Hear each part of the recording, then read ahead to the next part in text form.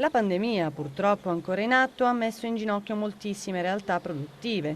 Alcune si sono già rese, molte altre sono sul punto di farlo. Proprio per evitare una catastrofe dal punto di vista economico, il presidente della regione, Nello Musumeci, e il suo governo corrono ai ripari con quello che è stato ribattezzato Piano Covid Sicilia. Si tratta di una serie di bandi regionali per un totale di 278 milioni di euro per contributi alle imprese, promozione turistica, scuola, editoria e confidi, servizi di trasporto. Il piano, finanziato dal Fondo Europeo di Sviluppo Regionale, rientra nelle misure previste dalla legge di stabilità approvata a maggio dall'ARS.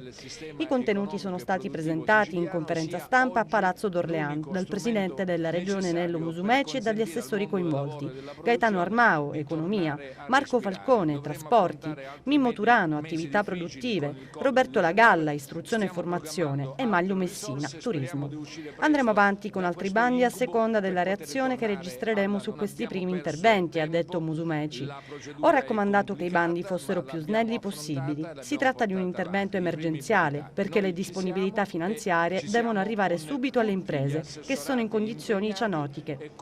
Andrà alle imprese la parte più consistente del plafond pari a 278 milioni di euro. Il budget destinato alle imprese è di 125 milioni. Si tratta di un bando previsto entro il 18 settembre per contributi a fondo perduto alle aziende che hanno avuto l'attività economica sospesa durante il lockdown, fino a un massimo di 35 mila euro, attraverso un bando su piattaforma informatica dedicata: sicilia.regione.sicilia.it. Per il turismo i due bandi, entro il 9 ottobre per gli operatori turistici ed entro il 30 ottobre per l'acquisto buoni sconto voli, hanno la dotazione di 74,9 milioni di euro. Entro il 30 ottobre saranno pubblicati i due bandi dall'assessorato all'istruzione, un totale di 38 milioni di euro.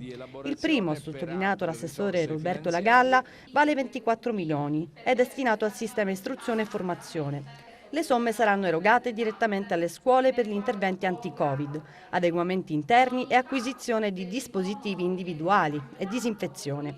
La distribuzione sarà su quota fissa più una quota percentuale proporzionale al numero degli studenti. Il bando è semplice, basterà una registrazione volontaria di ogni soggetto per accedere al beneficio e sarà erogata un'anticipazione dell'80% sul progetto.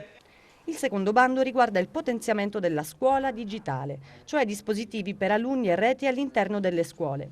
10 milioni è il budget per il sostegno all'editoria, attraverso un avviso a sportello, entro il 30 ottobre, per finanziamenti senza interessi e commissioni a valere sulla sezione specializzata in credito del Fondo Sicilia, istituito presso l'IRFIS Fin Sicilia. Stiamo programmando altre risorse e speriamo di uscire.